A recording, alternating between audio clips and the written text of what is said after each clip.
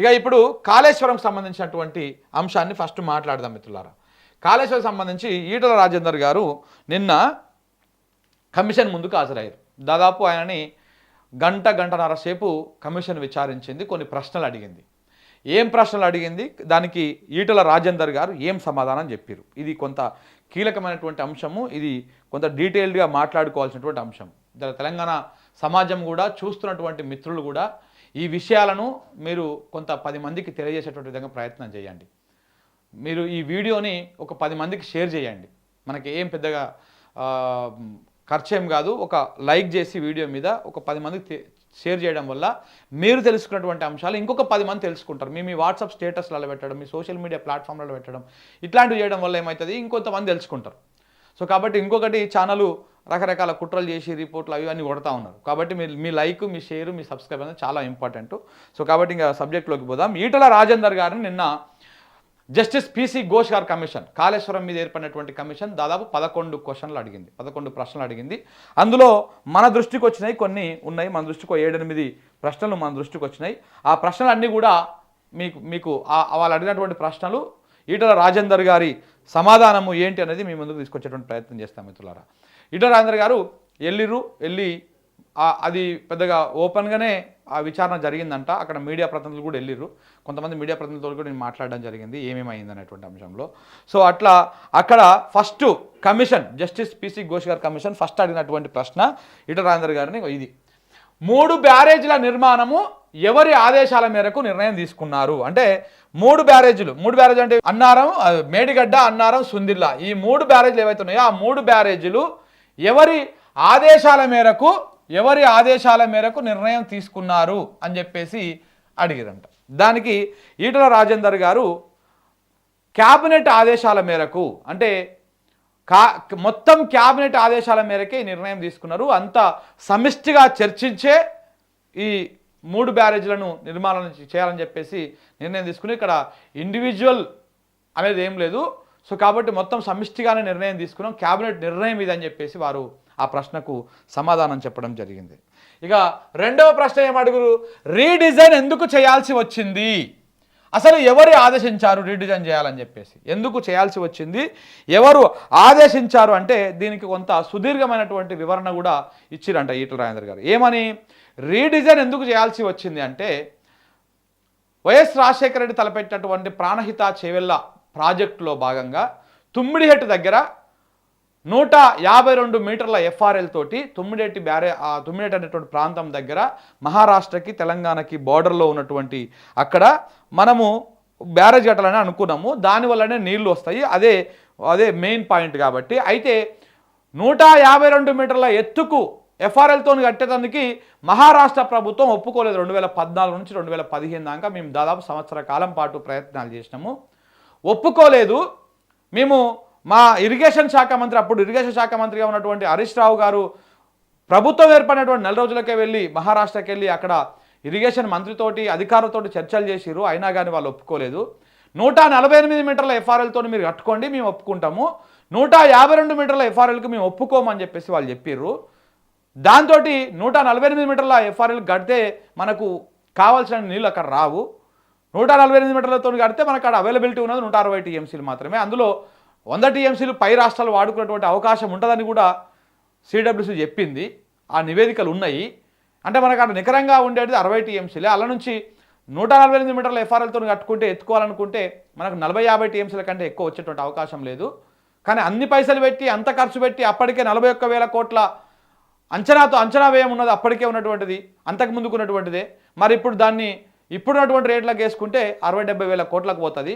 ఇంత ఖర్చు పెట్టి కేవలం 40 టీఎంసీలు 50 టీఎంసీలు ఎత్తుకుంటే ఎట్లా అనేటువంటి దాంతో మాకు ఇంకొక గత్యంతరం లేక ముఖ్యమంత్రి గారు కూడా అప్పుడు సీఎంగా ఉన్నటువంటి ఈయన కూడా మహారాష్ట్ర పోయిర్రు. అక్కడ వెళ్ళి సచివాలయంలో దేవేంద్ర ఫడ్నవీస్ గారిని కలిసిర్రు, 152 మీటర్ల ఎఫ్ఆర్ఎల్కి ఒప్పించే ప్రయత్నాలు చేసిర్రు, కానీ ఒప్పుకోలేదు. ఒప్పుకోకపోవడంతో దీని మీద ఒక సబ్ కమిటీ కూడా ఏర్పాటైంది. ఆ సబ్ కమిటీలో ఎవరెవరు ఉన్నారు? సబ్ కమిటీలో ఇరిగేషన్ మంత్రి సబ్ కమిటీకి చైర్మన్గా ఉన్నారు, సభ్యులుగా వచ్చేసి తుమ్మల నాగేశ్వరరావు గారు, ఈటల రాజేందర్ గారు ఉన్నారు. తుమ్మల ఎవరు మరి? అప్పుడు సబ్ కమిటీలో మెంబరు, మంత్రిగా పనిచేసిరు. ఇప్పుడు కూడా ఆయన ఇదే రేవంత్ రెడ్డి క్యాబినెట్లో మంత్రిగా పనిచేస్తున్నాడు, వ్యవసాయ శాఖ మంత్రి ఆయననే. మరి ఇప్పుడు ఈటల రాజేందర్ గారిని పిలిచినట్టు ఆ సబ్ కమిటీలో ఉన్నట్టు తుమ్మలను కూడా విచారించాలి కదా నోటీసులు ఇచ్చి, మరి తుమ్మలకి ఎందుకు నోటీస్ ఇవ్వలేదు? ఇది పాయింట్ 1. అయితే ఇక్కడ ఈ విషయాలన్నీ కూడా ఆయన చెప్పడం జరిగింది. ఇక్కడ జరిగింది ఈ సబ్ కమిటీ దాని మీద చర్చ చేసింది, మాట్లాడింది. ఇవన్నీ మాట్లాడేసి ఇట్లా మహారాష్ట్ర అభ్యంతరం చెప్పడము, సబ్ కమిటీ ఏర్పాటు చేయడము, ఆ సబ్ కమిటీకి చైర్మన్గా హరీష్ రావు గారు, ఈటల, తుమ్మల గారు ఉన్నారు, మేమందరం నిర్ణయం తీసుకున్నాం. దీంతో పాటు ఎందుకు మార్చాల్సి వచ్చింది, రీడిజైన్ ఎవరు చేయాలని ఆదేశించారు, ఎందుకు డిజైన్ చేయాల్సి వచ్చింది అన్నప్పుడు అక్కడ మాకు కట్టేటువంటి అవకాశం లేదు కాబట్టి తుమ్మిడేటి దగ్గర వేరే దగ్గరికి మార్చాలా, రీడిజైన్ చేయాలన్నటువంటి ఆలోచన, ఆ బ్యారేజ్ని వేరే దగ్గర మార్చాలన్నటువంటి ఆలోచన అప్పుడే వచ్చింది అని చెప్పేసి ఆయన చెప్పడం జరిగింది. మరి దీనికోసము ఏమేమి ఎట్లా కమిటీలు వేసినప్పుడు దీని మీద ఎక్స్పర్ట్ కమిటీ, ఒకటి టెక్నికల్ కమిటీ, రిటైర్డ్ ఇంజనీర్ల కమిటీ, దాంతోపాటు సబ్ కమిటీ, ఇన్ని కమిటీలు ఏర్పాటు చేసినాక ఇన్ని కమిటీల రిపోర్ట్ తర్వాతనే రీడిజైన్ చేయాల్సి వచ్చింది. రీడిజైన్ చేసిరు కానీ ఇది ఏ ఒక్కరు నిర్ణయం కాదు అని చెప్పేసి కూడా ఆయన కమిషన్ ముందు ఇంత క్లియర్గా ఇంత ప్రాపర్గా కూడా సమాధానం చెప్పడం జరిగింది. ఇది జరిగినటువంటి వ్యవహారం. ఇది రెండవ ప్రశ్నకు ఆయన చెప్పినటువంటి సమాధానం. ఈ రెండవ ప్రశ్నలోనే దాదాపు 3 ప్రశ్నలు సబ్ ప్రశ్నలుగా ఆయన కమిషన్ చైర్మన్ గారు జస్టిస్ పిసి ఘోష్ గారు ఈయన సమాధానం చెప్తుంటే కూడా మధ్యలో కూడా 1-2 సమాధానాలు ప్రశ్నలు అడిగినట్టు తెలుస్తుంది. దానికి కూడా ఆయన సమాధానం చెప్పినట్టు కూడా తెలుస్తుంది. అయితే రీడిజైన్ చేసినటువంటి దానికి సబ్ కమిటీ సంతకం చేసిందా లేదా అని చెప్పేసి ఆయన అడిగిండు. సబ్ కమిటీ అంటే ఎవరు? హరీష్ రావు గారు కానీ, తుమ్మల కానీ, ఈటల కానీ. ఏదైతే రీడిజైన్ చేసిరో ఆ రీడిజైన్ మీద క్యాబినెట్, సబ్ కమిటీ, క్యాబినెట్ ఒకటి, సబ్ కమిటీ ఇట్లా వీళ్ళు సంతకాలు పెట్టిర్రా అన్నప్పుడు అవి బరాబర్ పెట్టినాం సంతకాలు పెట్టినాం అని చెప్పేసి కూడా ఆయన అడగడం జరిగింది. ఇక దాంతోపాటు ఈ 3 బ్యారేజ్ల నిర్ణయం ఎవరిది, టెక్నికల్ కమిటీ ఏమని రిపోర్ట్ ఇచ్చింది, ఇక్కడ వచ్చిన ప్రశ్ననే మళ్ళీ ఇక్కడ వచ్చింది. మీరు చూడండి, ఎప్పుడైనా కోర్టులు ఒక ప్రశ్నతోని సాటిస్ఫై కాకపోయినా ఆ ప్రశ్న పట్ల ఇంకా కొంత అనుమానం ఉన్నా, ఇంకా ఆ ప్రశ్నకు ఇంకా లోతు సమాధానం కావాలనుకున్నా అదే ప్రశ్నను ఇంకొక రూపంలో అడుగుతూ ఉంటాయి. కోర్టులలో న్యాయవాదులు కానీ లేకపోతే జడ్జి గారు కానీ ఇట్లాంటివన్నీ జరుగుతూ ఉంటాయి. అందుకే ఇక్కడ కూడా చూడండి, 3 బ్యారేజ్ నిర్ణయం ఎవరిది, టెక్నికల్ కమిటీ ఏమని రిపోర్ట్ ఇచ్చింది అని చెప్పేసి ఆయన ఇంకొక ప్రశ్నను జోడిస్తూ ఇందులో 2 ప్రశ్నలు అడగడం జరిగింది. అయితే దీంట్లో క్లియర్గా ఇక్కడ ఈ బ్యారేజ్ నిర్ణయం ఎవరిది అన్నప్పుడు క్యాబినెట్ అని చెప్పేసి ఆయన కుండ బదులు కొట్టినట్టు మళ్ళీ సింగిల్ లైన్ దాంతో ఆన్సర్ చెప్పడం జరిగింది. టెక్నికల్ కమిటీ రిపోర్ట్ ఏమని ఇచ్చింది, కట్టమని ఇచ్చిందా, 3 బ్యారేజ్లు ఇక్కడ కట్టమని ఇచ్చిందా, లేకపోతే రీడిజైన్ చేయమని ఇచ్చిందా, ఏమని చెప్పిందంటే దీని మీద చాలా సుదీర్ఘమైనటువంటి సమాధానం కూడా ఈటల రాజేందర్ గారు చెప్పారు. ఏమని చెప్పారు, టెక్నికల్ కమిటీ, ఇంజనీర్ల కమిటీ, అలాగనే ఎక్స్పర్ట్స్ కమిటీ, వీళ్ళన్ని కమిటీలు రకరకాల కమిటీలు, ఈ కమిటీలు చాలా రకాల రిపోర్ట్లు ఇచ్చినాయి. కొన్నేమో కట్టమని ఇచ్చినాయి, కొన్నేమో రీడిజైన్ సమర్థిస్తూ ఇచ్చినాయి మెజారిటీగా, కొన్నేమో వద్దని ఇచ్చినాయి. సో కాబట్టి ఇట్లా ఇన్ని రకాలుగా ఇచ్చినాయి కాబట్టి అందరినీ పరిగణలోకి తీసుకొని మెజారిటీ అభిప్రాయం మేరకు మేము ఈ నిర్ణయం తీసుకోవడం జరిగింది. ఇది కూడా సమిష్టిగా క్యాబినెట్ కలిసి నిర్ణయం తీసుకున్నటువంటి అంశం అని చెప్పేసి టెక్నికల్ కమిటీ రిపోర్ట్ కూడా ఇటు కట్టమని ఇచ్చినాయి, కొన్ని వద్దని ఇచ్చినాయి, కొన్ని అనుమానాలు కొన్ని వ్యక్తం చేసినాయి, కొన్ని అభ్యంతరాలు వ్యక్తం చేసినాయి, కానీ కొన్ని కట్టమని చెప్పినాయి, మనకి ఇంతకు మించి ఇంకొక ఆప్షన్ లేదని కూడా చెప్పినాయి అని చెప్పేసి వారు చెప్పడం జరిగింది. సో కాబట్టి ఇక్కడ కూడా దీనికి సంబంధించి కూడా ఆన్సర్ వారు రాబట్టుకున్నారు. అయితే ఇంకొక ప్రశ్న కూడా ఇక్కడ, డిపిఆర్ కోసం వ్యాప్కోస్కు 5,79,97 లక్షల రూపాయలు ఇచ్చారా మీరు? ఇప్పుడు బీఆర్ఎస్ వాళ్ళు కానీ మిగతా వాళ్ళు కానీ చెప్తా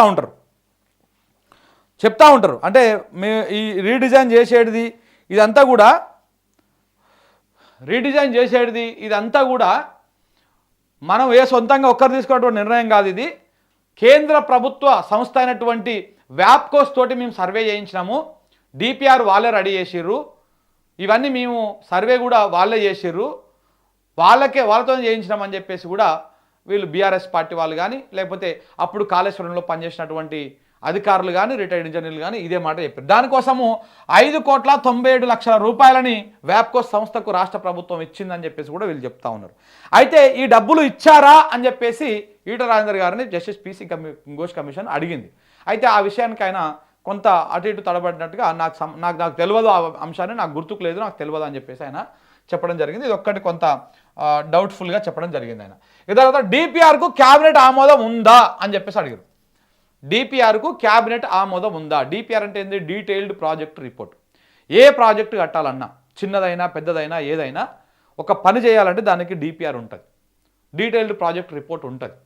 సో అలాగనే మరి కాళేశ్వరం సంబంధించి కూడా డిపిఆర్ ఉందా, డిపిఆర్కు క్యాబినెట్ ఆమోదం ఉందా అన్నప్పుడు బాజాప్తా ఉన్నది. క్యాబినెట్ డిపిఆర్ను ఆమోదించింది. అందరు ఆమోదించిన తర్వాతనే క్యాబినెట్ ఆమోదించిన డిపిఆర్ అన్ని అనుమతులు, అన్ని రకాల అనుమతులు తీసుకున్నదని చెప్పేసి ఆయన చెప్పడం జరిగింది. ఇక దాంతోపాటు కాళేశ్వరము కార్పొరేషన్ ఎందుకు ఏర్పాటు చేసిర్రు? ఇక్కడ ఇది ప్రధానమైనటువంటి ప్రశ్న. కాళేశ్వరం కార్పొరేషన్ ఎందుకు ఏర్పాటు చేసిర్రు, దేనికోసం కార్పొరేషన్ ఏర్పాటు చేసిర్రు అన్నప్పుడు ఆయన కూడా సమాధానం, ఎందుకంటే ఆయన ఆర్థిక శాఖ మంత్రిగా పనిచేసింది కాబట్టి ఆయనకు కూడా కొంత అవగాహన ఉంటుంది. ఎందుకు అంటే తెలంగాణ ఏ రాష్ట్రానికైనా అప్పులు తెచ్చుకోవడానికి 2-3 మార్గాలు ఉంటాయి. ఒకటి ఎఫ్ఆర్బిఎం ద్వారా తెచ్చుకుంటారు. ఎఫ్ఆర్బిఎం అంటే ఆ రాష్ట్రానికి ఉన్నటువంటి ఆదాయ వనరులు కావచ్చు, లేకపోతే మన ఆర్థిక స్థితిగతులను చెప్పేటువంటి విధానాన్ని ఎఫ్ఆర్బిఎం అంటారు. ఆ ఎఫ్ఆర్బిఎం ద్వారా తెలంగాణ రాష్ట్రం అప్పులు తెచ్చుకోవచ్చు, ఏ రాష్ట్రమైనా అప్పులు తెచ్చుకోవచ్చు. ఎఫ్ఆర్బిఎంను దాటి ఆ పరిధిని మించి ఆర్బీఐ కానీ కేంద్ర ఫైనాన్స్ సంస్థలు కానీ మనకు అప్పు ఇవ్వవు. ప్రైవేట్ అయినా ప్రభుత్వం అయినా ఈ అప్పులు ఇవ్వవు. చాలా రకాల ఇబ్బందులు ఉంటాయన్నమాట. అలా ఈ ప్రాజెక్టు కోసం మనం ఒకవేళ ఇప్పుడు ఈ ప్రాజెక్టుకు మొత్తమైనటువంటి ఖర్చు ఎంత? బేసిక్గా వీళ్ళందరూ కాంగ్రెస్ వాళ్ళు, బీజేపీ వాళ్ళు ఇవన్నీ ఆరోపణలు చేస్తుంటారు, 1,00,000 కోట్ల అవినీతి అని. కానీ వాస్తవానికి ఈ ప్రాజెక్టు మొత్తానికి అయినటువంటి మొత్తం ఖర్చే 93,000 కోట్లు. 93,000 కోట్లు మొత్తానికి అయినటువంటి ఖర్చే. కానీ 1,00,000 కోట్ల అవినీతి అంటారు. అయినా అసలు 1,00,000 కోట్లే కాలేదాడా, కానీ 1,00,000 కోట్ల అవినీతి అని చెప్పేసి ప్రచారం చేస్తూ ఉంటారు. సో కాబట్టి ఈ రకంగా ఆయన ఎందుకు కార్పొరేషన్ ఏర్పాటు చేసిర్రు అంటే ఆ కార్పొరేషన్ కాళేశ్వరం ప్రాజెక్ట్ కట్టి దాని నుంచి ఇన్కమ్ ఎట్లా వస్తుంది, రెవెన్యూ ఎట్లా వస్తుంది చూపించి ఆ కార్పొరేషన్ పేరు మీద అప్పు తేవడం కోసం మేము కట్టినాము అని చెప్పారు. అది బాజాప్తా చెప్పడం జరిగింది.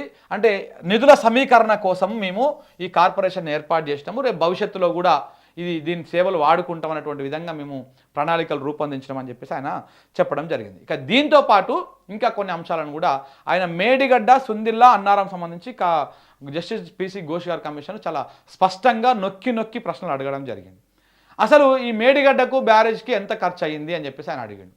దానికి ఆయన మేడిగడ్డ బ్యారేజ్కి 4,600 కోట్లు ఖర్చు అయ్యింది అని చెప్పేసి క్లియర్గా చెప్పడం జరిగింది. అన్నారం బ్యారేజ్కి ఎంత అయ్యింది అని అడిగిండ్రు. అన్నారం బ్యారేజ్కి 2,700 కోట్లు ఖర్చు అయ్యింది అని చెప్పారు. అంటే ఈయన డబ్బులు రిజిస్టర్. మరి సుందిల్లకి ఎంత అయిందంటే 2,011 కోట్లు అయింది. సో మొత్తం కలిపి ఎంత అయింది? 9,311 కోట్లు ఈ 3 బ్యారేజ్లకు అయినటువంటి ఖర్చు. 3 బ్యారేజ్లకు అయినటువంటి ఖర్చు 9,311 కోట్లు.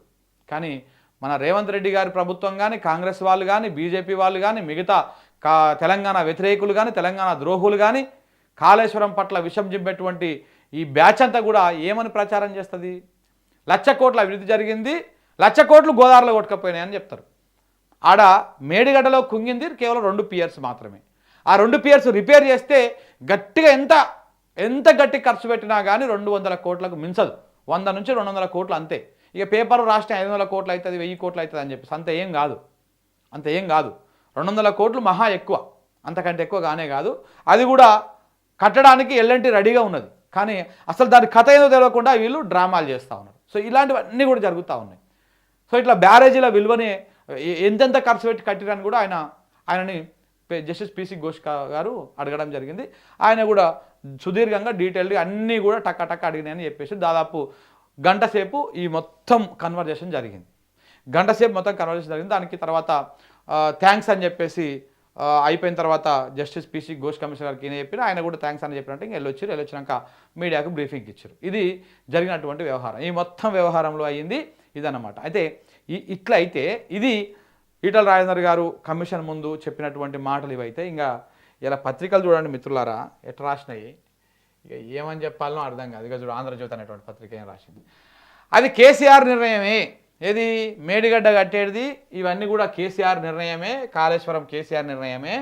ఆయనతో పాటు నాటి మంత్రివర్గము కాళేశ్వరం బ్యారేజీలను కట్టాలని తీర్మానం చేసింది. తుమ్మిడేట్టి పైన మహారాష్ట్ర అభ్యంతరాలు చెప్పింది. అక్కడ నీటి లభ్యత లేదంటూ సిడబ్ల్యూసికి లేఖ రాసింది.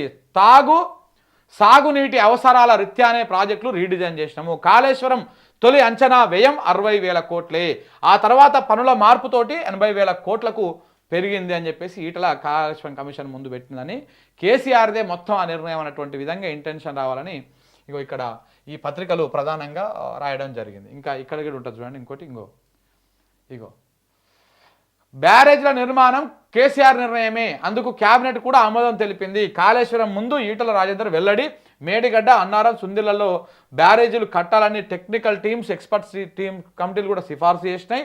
ఆ నివేదికల ఆధారంగానే కేబినెట్ సబ్ కమిటీలో నిర్ణయం తీసుకున్నామని వెల్లడి. వ్యాప్కోస్కు 5,94,00,000 రూపాయల చెల్లింపు విషయం తనకు తెలియదని చెప్పేసి జవాబు చెప్పినట్టుగా ఈటల రాజేందర్ చెప్పినట్టుగా ఆ వెలుగు అన్నటువంటి పత్రిక రాయడం జరిగింది. ఇక ఈనాడు అన్నటువంటి పత్రిక ఏం రాసింది చూడండి, మంత్రివర్గం ఆమోదం, మంత్రిమండలి ఆమోదంతోనే బ్యారేజ్ల నిర్మాణం.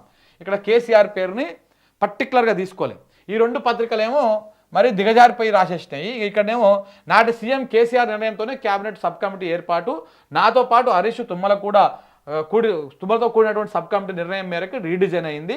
కాళేశ్వరం కమిషన్ ఎదుట ఈ ఈటల రాజేందర్ వాంగ్మూలం ఇచ్చారు. సో అయితే ఇక్కడ ఇంత క్లియర్ పాయింట్ ఉన్నది మిత్రులారా, మీరు ఇక్కడ చూడండి, చాలా క్లియర్ పాయింట్ ఉన్నది. ఇగో ఇక్కడ ఏమంటున్నారు వారు, ఇగో నాతో పాటు హరీష్ రావు, తుమ్మల, ఈటల తుమ్మల ఈ ముగ్గురుతో కూడినటువంటి సబ్ కమిటీ నిర్ణయం మేరకే రీడిజైనింగ్ జరిగింది. దీన్ని ఏం చేయాలి, రీడిజైనింగ్ చేయాలన్నా వద్దా అన్నప్పుడు రీడిజైనింగ్ మా అభిప్రాయం మేరకే జరిగింది, మేము ఫైనల్గా డిసైడ్ చేసినామని చెప్తా ఉన్నారు. ఇప్పుడు రీడిజైన్ గురించి చాలామంది మాట్లాడుతూ ఉంటారు, ఇక్కడ వాస్తవాలు తెలుస్తూ ఉంటాయి చూడండి. సో కాబట్టి ఇట్లాంటివన్నీ కూడా కొంత మనం లోతుగా ఈ కాళేశ్వరం అంశము ఇవన్నీ వచ్చేసరికి కొంత మనము సంయమనంతోనే ఆలోచించాలి. అప్పుడు కానీ అది కాదు, అప్పుడు కానీ వాస్తవాలు తెలియదు. కొంత ఈ సమయం లోపల ఏం చేస్తారు, మీడియా అంతా కూడా ఎట్లుంటుందంటే వాడు అబద్ధాలు చెప్పేవాడిది ఎక్కువ చూస్తూ ఉంటారు. అబద్ధాలు చెప్పేవాళ్ళు ఎక్కువ చూసి అదే నిజమని నమ్ముతూ ఉంటారు. కాళేశ్వరం విషయంలో కొంత అర్థం చేసుకొని, కొంత విచక్షణతోని, కొంత మనం వ్యవసాయ కుటుంబం నుంచి వచ్చినాం, మనం రైతులము, మన బావిల నుంచి నీళ్లు పైకి రావాలంటే ఎట్లా, గోళంలో వస్తుంది, బావిల నుంచి పైకి నీళ్ళు రావాలంటే మధ్యలో మోటార్ ఉంటుంది, ఆ మోటార్ కరెంట్ అవుతుంది, ఆ కరెంటు ఖర్చు అవుతుంది, ఖర్చు పెడితేనే నీళ్లు పైకి వస్తాయి, నీళ్లు పోస్తేనే పంట వండుతుంది, పంట వండితేనే మనం తింటాము, ఈ మొత్తానికి కూడా ఈ రకంగా వ్యవహారం ఉంటుంది అని చెప్పేసి మనం కొంత అవగాహన, కొంత విచక్షణతో ఆలోచిస్తే 200% కాళేశ్వరం ప్రాజెక్ట్ అర్థమవుతుంది అందరికీ. లేదు ఎకరంలో పంట పండించడానికి 50,000 కరెంటు బిల్ వస్తుందా అని చెప్పేసి ఈ థింగర్ బ్యాచ్ అంతా కూడా ప్రచారం చేస్తుంది. ఆ ప్రచారాన్ని కనుక నమ్మితే మన నోట్లో మనమే అదైనట్టు, మన తినే కూట్లో మనమే మట్టి పోసుకున్నట్టు, నీళ్లు పోసుకున్నట్టు. సో కాబట్టి తెలంగాణ ప్రజలు ఇప్పటికైనా వాస్తవాలు తెలుసుకొని దయచేసి ఏం జరుగుతుందో గమనించండి. ఇది అక్కడికి పోయి ఆడ చెప్పినటువంటి వ్యవహారం. ఇక దాంతోపాటు ఇంకా కొన్ని అంశాలను కూడా ఆయన చెప్పడం జరిగింది బయటకు వచ్చి మీడియాతోటి.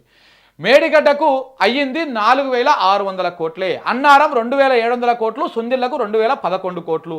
తప్పుడు ప్రచారంతో రాజకీయ లబ్ధికి ప్రయత్నం చేస్తూ ఉన్నారు. కాళేశ్వరం పైన రకరకాల కమిషన్లు వేశారు. ముందు ఆ రిపోర్ట్లను బయట పెట్టండి. 7.5 ఎందుకు రిపేర్ చేయడం లేదు? కాళేశ్వరం డిజైన్ నిర్మాణం క్యాబినెట్ నిర్ణయమే, తప్పు జరిగితే నిజమైన బాధ్యులపైన చర్యలు తీసుకోండి. నా కనతపై తుపాకీ పెట్టిన అబద్ధాలు చెప్ప నీచ రాజకీయాలు చేస్తోళ్లకు ప్రజలే బుద్ధి చెప్తారు. బీజేపీ ఎంపీ మాజీ మంత్రి ఈటల రాజేందర్ మాట్లాడిండు బయటకు వచ్చి మీడియాతోటి. జస్టిస్ పీసీ ఘోష్ కమిషన్ విచారణకు కూడా ఆయన హాజరై బయటకు వచ్చినటువంటి మాటల సందర్భంగా అయినటువంటి వ్యవహారం ఇది మిత్రులారా.